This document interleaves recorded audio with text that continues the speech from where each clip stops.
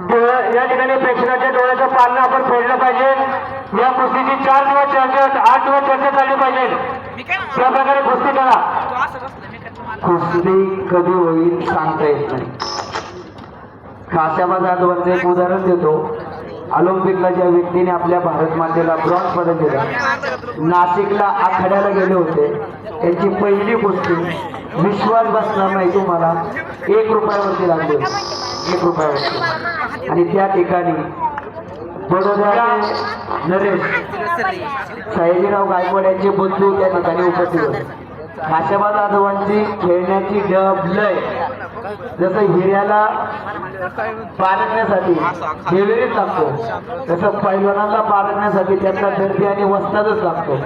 सयाजीराव गायकवाडांच्या बंधूंनी ते हेरलं, पुन्हा विचारलं हा गाव कुस्तीत करशील का, तर खाशाबा जाधव